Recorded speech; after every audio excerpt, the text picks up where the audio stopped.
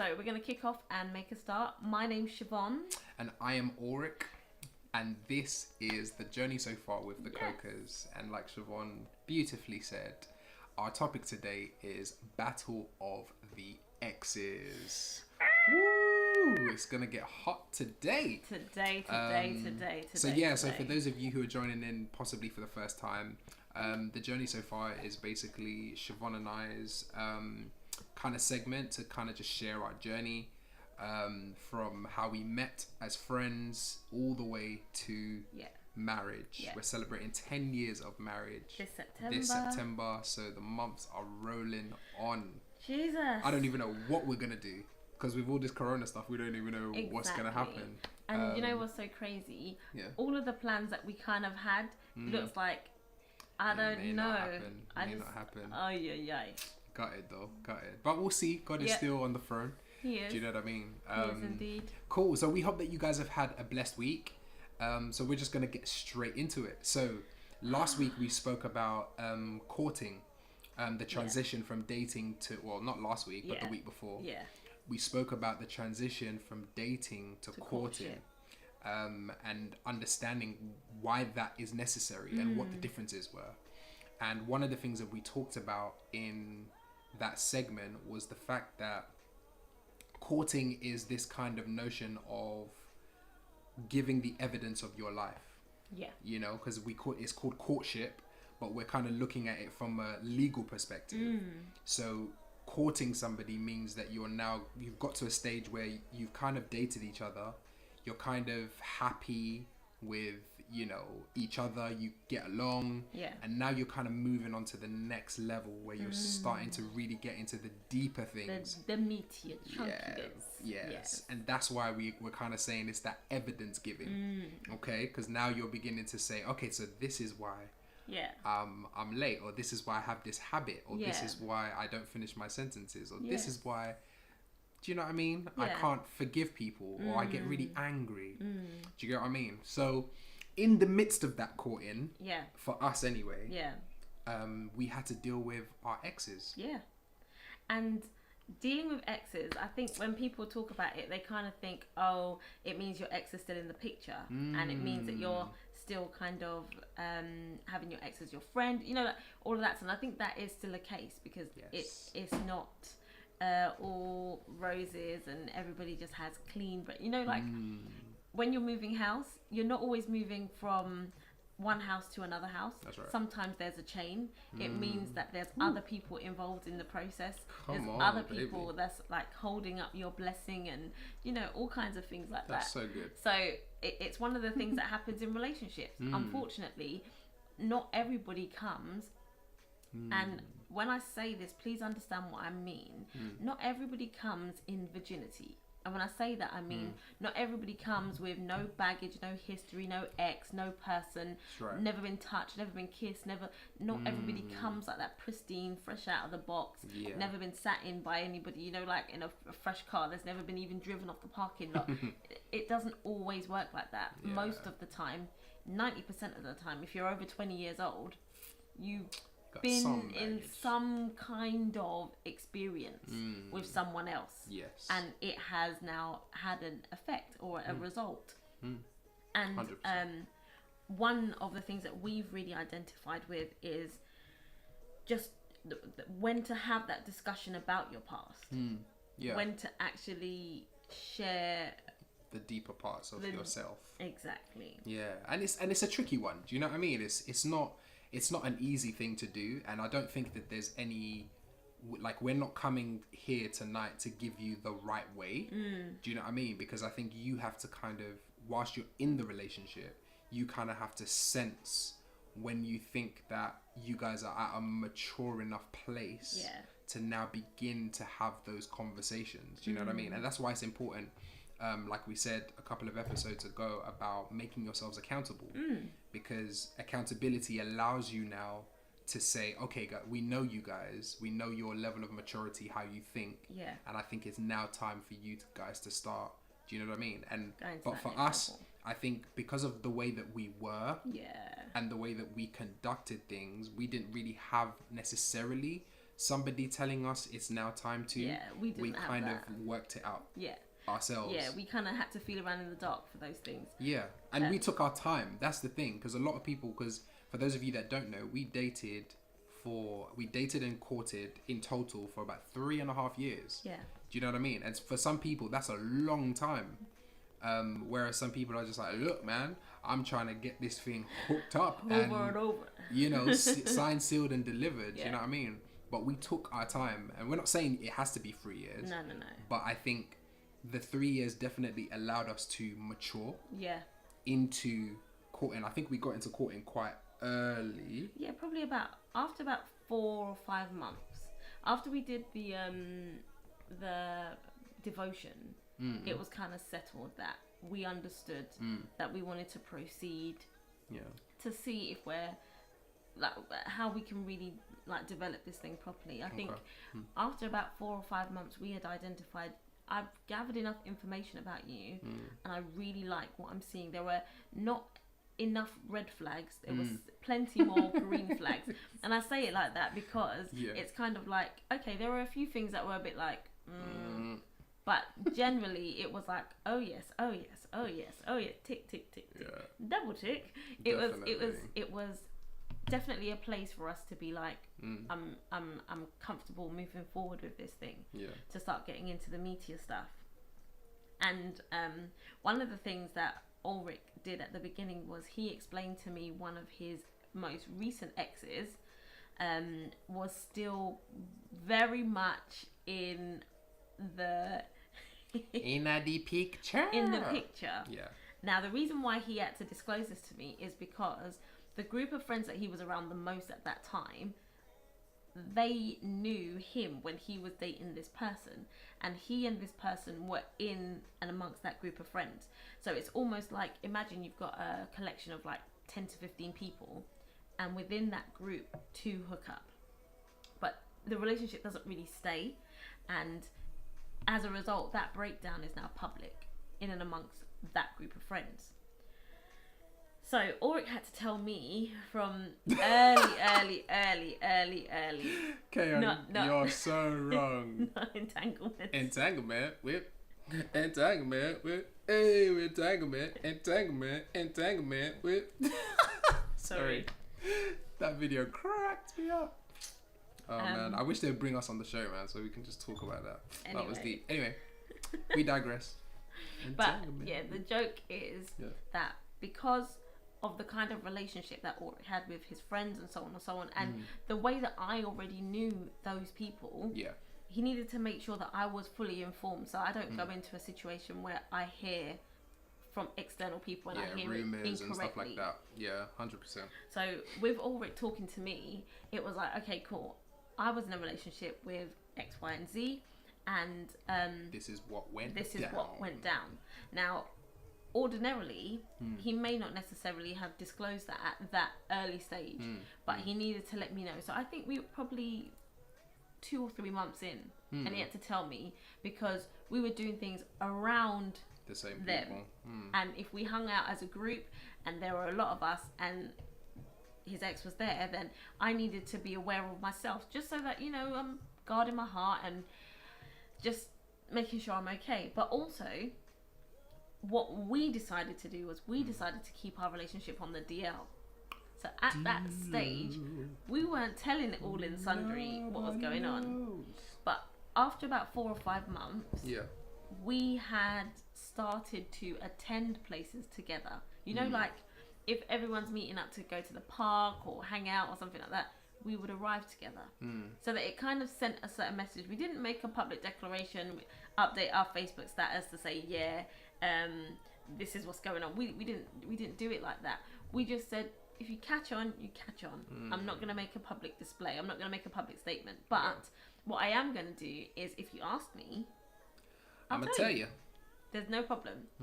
But in that respect, we had to make sure that we kind of were patient with it, letting it grow naturally. 100. So what happened was... See, what happened was... we were at, what would you call it? Like a weekender. And yeah, we were like a retreat. A retreat, and it was in Southampton. Ministry retreat. Ministry by the way, retreat. In case you guys were trying to. Yeah, no hanky panky, nothing like that. So, I knew that his ex would be there, and all the rest of the friends, and it was cool. However, what they didn't know is that, like, I think by that time they had started to see maybe Ulrich and I go for a walk together, or we might sit down and eat next to each other, and they'd be like, did you see that? No holding hands, no public display of affection, just little things like that. But this was a while after we'd been dating, though. A while, yeah, but been a while. This was at the retreat. It was kind of like a little sprinkle of a little crumb, a little something. But what happened was, we were at this retreat, and I overheard some of the girls talking. Jeez. And they were like, oh yeah, can't wait for next week, we're going away. And I was like, oh really? I'm going away too. I'm going away with my brother and my best friend and loads of other, like, there's a big party of us. And they were like, oh really? Oh lovely. And I said, so where are you guys going? Like, what's happening? So, oh yeah, it's just the 6 of us. So a few of the girls that were there and a couple of girls I didn't know. I was like, oh yeah, lovely. Where are you guys off to? They were like, Cuba. And my face was just like, sorry? I'm going Cuba. And they were like, no way. I was like, yeah, I'm going. And then I said the date, and they were like, yeah, we're going on the same date. And I was like, mad things. sorry? You're flying to Cuba from Gatwick? Yeah, from Gatwick.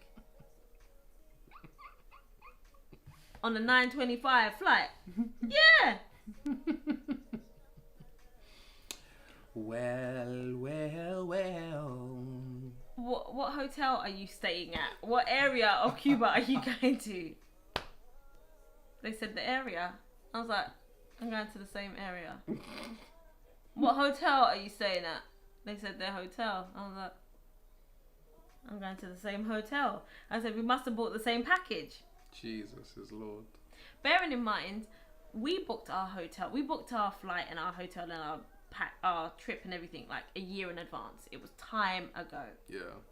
So same day, same flight, same hotel, same package. Boy. No. Let me tell you. Same block Mad. that we were put in. As in, like, it's a complex. There could be hundreds of blocks. All these different places. We're in the same blessed block. I thought we were going to be next door to one another at one point. I was frightened. I was like, what the heck? God. Sharing rooms. But no, we were one floor different. Mad. So, as in, like, they were on the first floor, we were on the second floor. And we were just like... So when I phoned my bona fide, my girl, a 3A, I was like, sorry, you need to understand what is taking place here. I am about to go on a holiday that I have paid good money to go on with you and my brother and our friends, and we're going to have so much fun. We've been looking forward to this thing for a time. You need to tell me I am going on this thing with Ulrich's ex. God, you're funny. That you cannot even. If I said that I was gonna write a book, you wouldn't believe me if I said this is gonna happen. You'd be like, nah, it's highly unlikely. It happened. Wow. It happened. That was a lot. And the thing is, guys, we were still, because when I heard about this, I was just like, my heart just sank, because I was just like, and automatically in my head, all I could see, those gifs where you've got like the cats just fighting each other, and I was just in my head, I could just picture the cat fights, and I was just like, I can't be there to be an umpire. There's nobody there's no mandem that I can say yo, like, because at that point obviously I didn't really know Siobhan's brother, so it's like I was just like, Lord, how are we gonna get through? What is gonna happen? I was scared, but the thing is, we were still praying. We were still waking up. It was coming to the end, wasn't it? Of our devotion.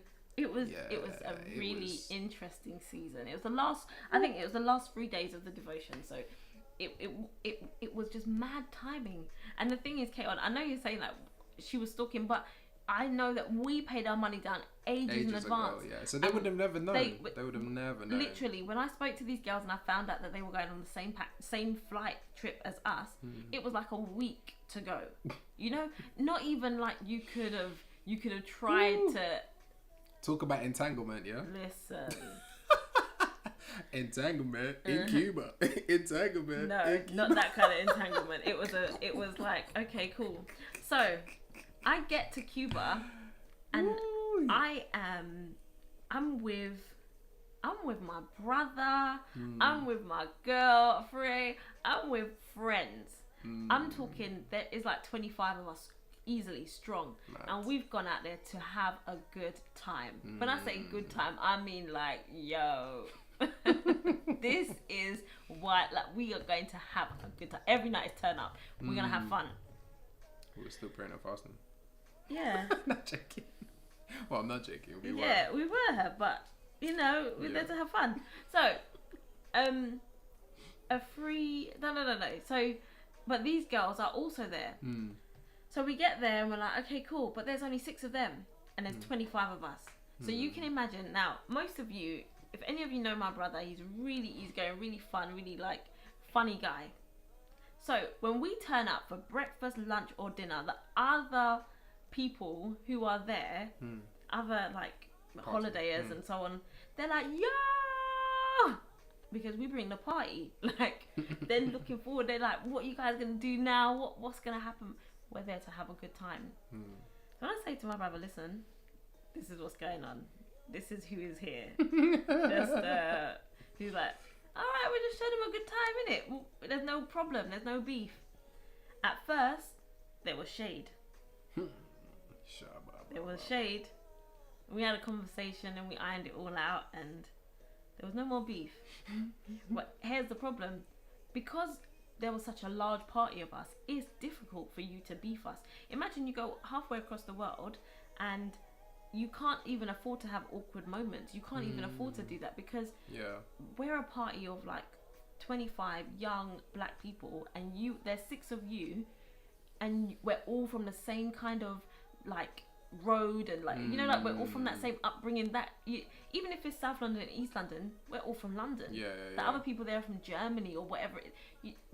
We're gonna be the ones you connect with, and our party are bussing, drink, it's all inclusive, so everyone's just going in. Anyway, Ulrich's ex had a birthday out there, so imagine most of those girls, they've gone out there for her birthday. So now you can't beat us. You've got to join us, isn't it? You can't now beef us. So basically, she invited us to join her for the party, and it was one of the best parties I've ever been to. We made that party go like, whoo! It was such a hype. It was a toga party, and I kid you not, the way that party kicked off, it was so on fire that it automatically changed the tone of the holiday. There was now no need for her to kind of feel a way about anything. It was just like, it is what it is. It is what it is. It also allowed the rest of Ulrich's close friends to see me and get to know me and accept that whatever had happened in the past was over, and I was coming in, and it was kind of like, yeah, that was crazy. This is going to be interesting. But I say all of it to say, we worked it out. We got through it. She came back unscathed. I came back and we were like, yeah. Came back unscathed. We made that the best party ever. But yeah, it was a real good holiday. And we were locked on the island together, and we didn't kill each other. We came out good. We never had beef in the first place, but it was real good. Yeah. And it helped us when Definitely. we came back from it, because then it was just like, okay, cool, if we've been through that and we're making it out the other side, we're all good. Yeah, God is really with us. And it was definitely a leap as well, because even for me, it's like, these are people who I've grown with over the past, I don't know, 3-4 years, and it's like, I think because of the relationship I had with her and how it kind of like broke or it separated, I think that they had a particular perception of me. And I know some of them might be on watching now. So it was a really difficult transition for me because I was trying to move forward and move past, whereas I felt like a few people were still trying to hold me back based on what had happened, and even other people who I had befriended and all that kind of stuff. And it was just like, I remember one time we went, I think it was another retreat, we went out and something was said and I was just like, look, I've had enough. Do you know what I'm saying? Like, look, I'm not that person anymore. Do you understand? And I think that's the hardest thing, to be around people who you care about, but they don't necessarily see. Why are you laughing? When you're around people that you care about, and they don't see your internal change. They know you for who you are or who you were, but they don't see the change that takes place in you. And I think that this whole me being with Siobhan thing, it was a big step for me. Like, just being in that place to be like, okay, cool, go on this holiday, you know what I'm saying, get to know these people, and I just pray that you come back and it's all good. Do you know what I'm saying? And I think from that point on, I think that's when things changed. That transition took place. And it was a new transition because it was just like, okay, cool, your friends are cool, and I was cool with pretty much all of Ori's friends anyway. There wasn't really a problem, and it kind of just opened up a new wave for it to be like, okay, cool, anytime I turn up now, they know, oh yeah, Siobhan's coming. It wasn't now a Siobhan's coming. The little side eye, it was all gone. It was all passed away. So that was really good. That's good. For me, on the other hand, well, it was a little bit more. It was a bit more emotional. Well, like, it was a bit more deeper. Whereas mine was a bit kind of like, what? X, what? Yeah. But Siobhan's ones weren't necessarily in the picture. No, it was one of those things where, oh yeah, this is. Oh, by the way, this is and I'm like, huh? Oh, say what? Oh, okay. Oh, and this is okay. Oh, really? Oh, okay. So it was definitely different, wasn't it? Yeah, very different. So the long and short of it is,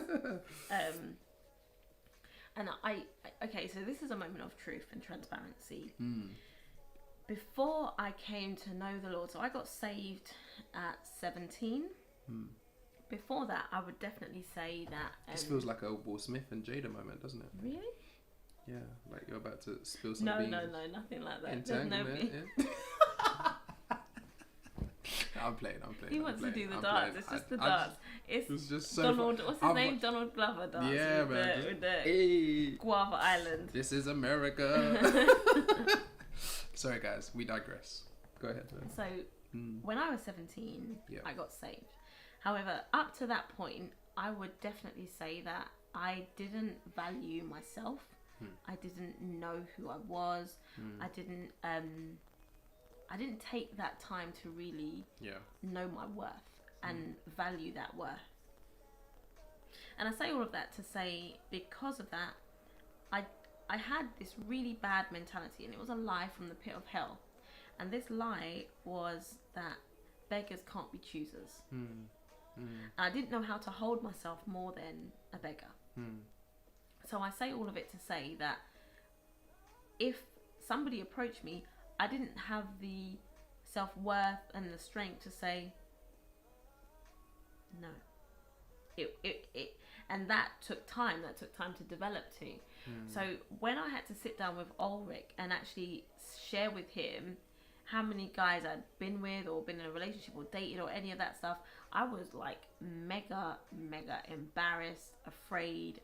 Like, I didn't know how he would take it. And I knew that I'd spent a lot of time dealing with soul ties, breaking things, like making sure that I was whole, making sure that I knew myself, loved myself, understood where I was going and what God was doing in me. I spent that time, especially after, like once I got saved, I spent that journey really delving deep and building myself and knowing my worth and cleansing and starting afresh. And I say all of that to say that even to get into a relationship, you need to have done those various steps. Because coming into a relationship when you still got those kind of issues, it's only going to make things harder. It's only going to put an added layer of pressure, or not even one, several added layers of pressure. Yeah, that's right. And I never forget, Ulrich and we had to have a conversation, but it was prompted because an ex of mine had started to message me. Jeez. Delete the number. No, I'm joking. But here's the problem. The two of us knew who the person was. Ulrich knew that something had gone on, but he didn't know to the depths of what it was. So one day I had to sit down and speak with Ulrich, and I was real frightened of how Ulrich would see me, and like if he would if it would change our dynamic and our relationship. Yeah. And this is why at this point I will always advocate that when you decide that you're going from dating into courtship, this courtship process is to really, as Ulrich has said, look at the evidence and actually expose your evidence, share these unsightly parts of us to see if this person can still love them, can still love past them, can still love through them, can still love with no judgment, can still bear us up. Because, you know, one of the things that we forget is that when we get married, we're taking on that person's name, we're taking on that person's identity, and we're carrying what their past is, and that is a representation of us. So if I've lived a scantily lifestyle, that is what is now attached to Ulrich. So if I've been spreading my legs for X, Y, and Z, that is now what is attached to Ulrich, and vice versa. If Ulrich has been about the town sowing his wild oats, as they say, that is now also attached to me. I'm wearing that as my headship. I'm wearing that as my name, basically. So I say all of it to say that when we did have that conversation, this ex almost forced us to get to this point, because he started trying to slip in my DMs by sending me messages, discussing things, like saying things that we used to talk about back in the day. So, you know, like Scandal, where, I don't know if any of you watch Scandal, but if you watch Scandal, where Olivia Pope would talk about, I think it's going to Vermouth, and she would like have a secret like getaway that she would go to with the president. Imagine that this ex has started texting me the name of the secret getaway place, and you're like, jeez, trying to take you straight there. You know that I'm in this relationship, and when I say like the person knows, at this point, Ulrich and I clean been dating it, or in a relationship for at least a year and a half. It's very established. We're not new in this place where the person doesn't really know. Yeah, we're not hiding it anymore. Vermont, and it was just one of those ones where I didn't realize how upset I was by this person actually doing this. I was more insulted because I just knew that they knew what was going on, and they knew what they were doing. Yeah, they knew what they were doing. So it kind of forced us to have other conversations, but it was good. It was real good for us to have those other conversations. But I was now embarrassed because I just felt like, does Ulrich feel now that he needs to go and approach this person to be like, bro, what are you doing? Where are you going? Yeah. And then when we would see that person, when we go, because obviously same circuits and so on and so on, when we would see that person, I would flinch. Thinking about, oh my gosh, what is trying to happen. Yeah. And but I think what Siobhan didn't realize at the time was that I'm a very kind of, once I've made a decision about being with someone, like that's me. I'm committed. I'm loyal till the cow comes home. Do you know what I'm saying? And I was very, very like secure in myself. Yeah. Do you get what I'm saying? Like I wasn't threatened, should I say? Do you get what I'm saying? By her past. Yeah. Because what I guess God had allowed me to see was who she really was. Do you understand? And, you know, Siobhan mentioned about, you know, being so careful about knowing how to talk about these types of things. And it's not just exes, but it's also, you know, other deep-rooted issues. Do you get what I'm saying? And how important it is to really talk about them, because, you know, she gave the illustration that, you know, you're almost kind of carrying that. You're carrying their name, you're carrying their past. And obviously we know that the blood of Jesus kind of washes us from all of that, so the slate is completely clean. However, it's still important to know the history, because what you don't want to get into a situation where something happens, or you're in a place and, you know, your wife or your husband has been with a particular person and you're none the wiser. Oof. Do you understand? Absolutely like for me, every single, even girls who I liked. Yeah.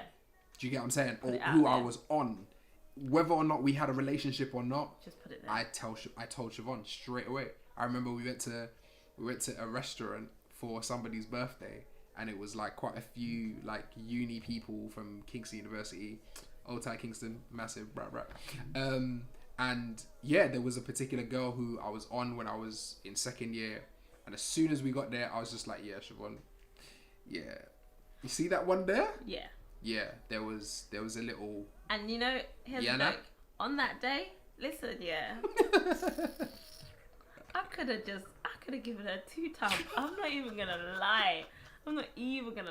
It's like, she knew that he liked her. And for whatever reason, somehow, we ended up it being that she was now sitting next to him. Like, that was mad, and it wasn't even planned. I was like, I was trying to mind my business, because again, just like how Siobhan felt, that kind of uncomfortable feeling, I felt uneasy. Do you understand? Because in some mad way, it was like, this is somebody who I was on. She kind of knew, but she was in a relationship, she knew, and things didn't really go on. But it was almost like she was trying to play that power card. Do you get what I mean? No power card. It wasn't a power card. She was playing the card, the whole card, and nothing but the card. Listen, yeah. Yeah, it was mad. I tell you what, I can honestly say to you guys, at the time, I wasn't clued up with how to handle those situations. I walked into it feeling very uncomfortable, but I didn't know how to exercise my right in that position. Because what I should have done was I should have sat next to her. I should put my bottom right next to her to be like, hello. Hi, how are you? Do you know what I mean? But and it's crazy. This is what it's safeguarding. Yeah. The relationship. To just and this is still in courting, guys. Yeah. Do you understand? So that level of transparency is so important. So true. Because even from the very jump, you have to safeguard. Even because that's how you develop how to deal with things. Yeah. Do you understand? Because even from that example, Siobhan now, she don't play. Like I said to you a couple of episodes ago, she's the eagle, so she looks out, so she can see. She knows everybody. There isn't anybody, you know, that I haven't told her. Yeah. You know what happened or blah blah blah. So when we go into situation, we're armored. Yeah. Do you get what I'm saying? We've got each other's back. Absolutely. And same thing for her. Do you understand? When we went to, what was it? Premises Studio. We were recording something, and one brother try and walk past. Yeah. And it was just like, oh yeah, she not gonna do it, yeah. And it was just like a little whisper, kind of like, yeah, something I gone a couple of years back. It was just like, you know, those ones where you're least expecting, you're like. So and this is how you have to move. Do you understand? Yeah. And we had to mature. We had to mature very quickly. Yeah. because it's like there wasn't, for me anyway, there wasn't any time to get hurt because we had laid the foundation for the relationship. So we knew where we were going. We knew what purpose was. We knew what our assignment was. Yeah. So all of these other things, you couldn't really catch feelings too tough because it was just like, look, just deal with it. Yeah. Okay, cool. There's been a few. Move on. Deal with it. Do you understand? And I think, like, it's so good that you said that. It kind of reminds me of those movies, you know, like when they're about to walk into the enemy's territory and there's people like snipers at 6 o'clock and 8 o'clock and so on and so on. And the minute you hear sniper at 4 o'clock or something like that, you get into battle position, you get into protective mode. And over the years, we have now developed how to have that shield defense mode. So we could be walking, everything's fine, shield up. Like We are now ready. We are now ready. And I think that as like when you're in a relationship, the two of you need to develop that decision making time where you now, and if you notice that your partner gets into that mode, not trying to shut it down, but actually affirming it. Because we have had situations where certain people are trying to eggs up, and it's kind of been like, in a situation like that, the point of action needs to be almost like it's a pivot, a turn, and then redirect all focus and attention that I am very content. You know those subtle, those flashes that just very content. Yeah. I'm not looking. I'm just yeah. And even the ones that don't care about it. Yeah. It's just like you just got with the whole. But yeah. Green Lantern core. Let's go. Exactly. But I guess, like, just to summarize, talking about exes is really important. Extremely. Because what you never know is the day or the time or the hour. Kind of like when Jesus is coming back. No man knows the day, the time, or the hour when an ex may surface. Walk on by. And as a result of it, it could throw the relationship in all kinds of disarray. Yeah, especially when you haven't told. Yeah. It's like, who's that? Do you know what I mean? And even whilst you're in it, just whisper. Yeah. Just, yo, so, you know, you see the girl on from the third row. Yeah. Okay. Yeah. Like, that's literally what I've done. And you need it, because then straight away I pull out my samurai like it's invisible, but I'm just like, yeah. You know, Say something. One shank, you know. I take you suckers out for breakfast. Come on. But on a serious note. It's really important, guys, because it like I said before, it's going to teach you how to fireproof your marriage moving forward. Yeah. Do you get what I'm saying? Because there will be others, not obviously exes, but people who are going to try it. Yeah. Do you get what I'm saying? And you have to be confident not only in your own relationship, but also how to handle those situations. Do you know what I mean? Because to be very honest, Siobhan she's on top of that stuff a whole lot more sometimes than I am, because for me, and I've said to her many a times where I'm not even necessarily thinking that way, but do you know what I mean? Like, I need her to kind of pull me up, because if I kind of go into a place, do you know what I mean? I think there was a time where she even said to me, you know, I looked at somebody different. No, he smiled. Like, he was joking. He was talking to someone and he smiled. Yeah, like I smiled the wrong way. Guys, can you imagine? The way my heart sank. I was like, what did I do? But she was just like, no, what you did right there, that's only for me. Do you get what I'm saying? So, and in my head, like, there's been many a times we've had arguments about this stuff where she said things about people. I'm just like, come on. Nothing's happening. Nothing will ever happen.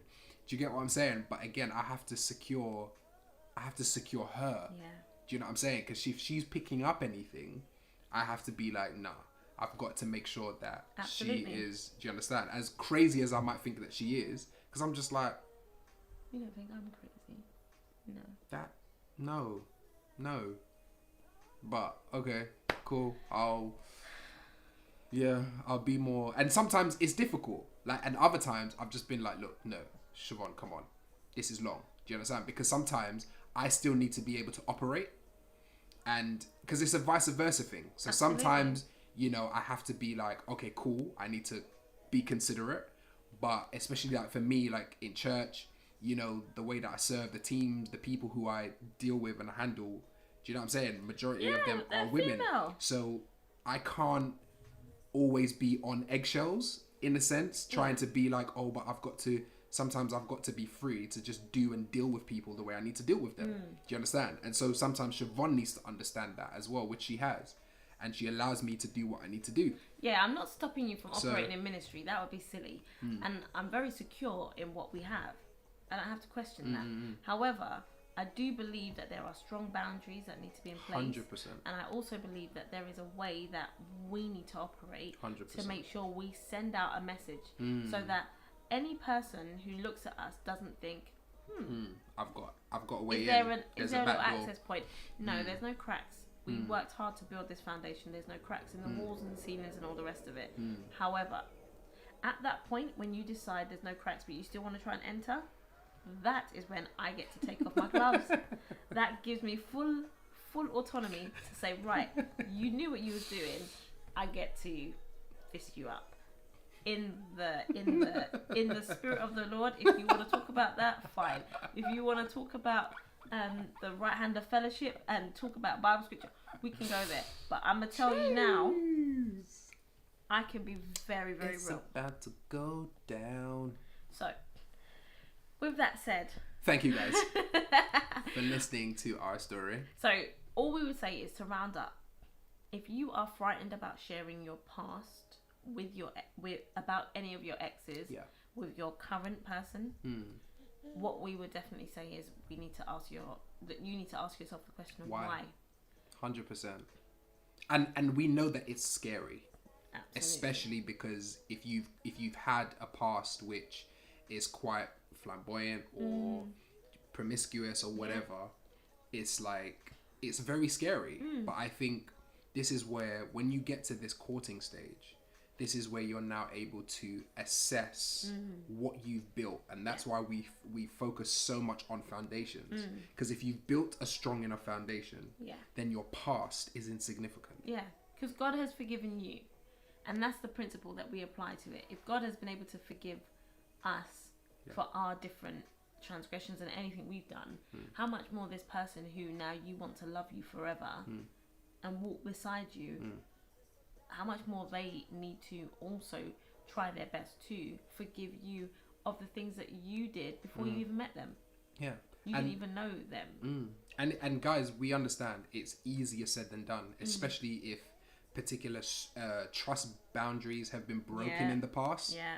And so they may reflect or resemble something from your past. Do you know what I'm saying? And that's when I think, you know, counseling and all of that stuff and accountability needs to come in. Yeah. Because we're not trying to, you know, just paint over these things and just say, oh yeah, just get over it. Just tell them everything and just be cool. Yeah. Because it's definitely not that easy. And you need to know the right time to even share that information. Exactly. Because you don't want it to be that you share it too soon and it runs the person away. I mean, I know we're going to start rounding up, but what comes to mind is Love is Blind, that TV show, and that there was that black guy Carlton, and he felt that he was in love with Diamond, but he didn't want to share his past and share what he felt would break down the relationship. But the problem was, he had already prejudged that she would dismiss him and would break it off and wouldn't want him. So then the way that he approached the conversation was already in wrong. The negative. Yeah, it was already wrong. It was wrong, but it was destroyed even before he even started. Exactly. Because when you don't tell the truth and when you don't allow that level of vulnerability, it's always going to be a shaky foundation. And we're not even saying to rush into that. No. We're just saying it needs to be done. So if it's hard, take your time and do it. Exactly. But make sure it gets done. Yeah, but also taking your time and doing it is saying, listen, I need to share my past with you, but I'm not quite ready to do it as yet. But I do want you to go on this journey with me, and I love where it's going. But I need you to know that this may result in us having some other, do you get, I mean, deeper conversations, and maybe we may need counselling for it and stuff like that. Almost so that there is a transparency, but there's still a safeguarding of your heart. 100%. But yeah. Cool, guys. Thank you so much for joining us today. It's been really great. I hope you guys have got something from it. Because that is literally our passion. Every single time we get on here is just to lay something or to deposit something that you guys can take, chew on, and use in your own lives, or be able to share to somebody else who may need it. So yeah, we're gonna end here tonight. Thank you guys again. We do have an amazing session which is happening next week. So you guys know, obviously every 2 weeks we do Journey So Far, and then we do Straight to the Point, where we talk about more in-depth topics. And obviously we've been dealing with competing and completing. For those of you that missed last week, we're also really sorry about all the technical issues. That was just absolutely mad, but I just thank God that we got through it. If you haven't watched it, please go to Two Love Collective YouTube video, or YouTube channel rather, and just watch it and be blessed. We spoke to young pastors, Pastor Ashley Taylor, Vonnie Morgan and Angel Morgan, Reverend David Peterson, and Pastor Tossin Abrahams. It was an amazing conversation, so please go and watch it if you haven't already. So next week we have an amazing couple, all the way from Pennsylvania, America, USA, and they are an amazing couple. Their handle is Thriving in Love. And they basically speak to marriages. We've been following them for a long time, and we just felt in our heart to just reach out to them and just connect. And they were just so open and love what we're doing. And they said they would come on the show. So next week is Competing and Completing, and the topic or the subject is keeping up with the Joneses. How competing and completing happens in marriages, when marriages compete against other marriages. So they're going to be tuning in all the way from the States. And we're going to have an incredible conversation. We literally can't wait. We're so excited. So yes, guys, tune in. Tell everybody. The artwork's hopefully going to come out tomorrow. They've also written a book which we're going to shout out. It's called Take It Off. Take it off. And it's an amazing book. We're yet to read it. It literally just arrived a couple of days ago. And yeah, we're just gonna have fun and just have real conversations about relationships. Christian and Lanisha Johnson. So check them out, and meet us back here next week, Tuesday, 9 p.m. live on the Insta, live on Facebook, live on YouTube. All right, guys, have a blessed evening, and we'll see you guys next week. Bye. Take care. Bye.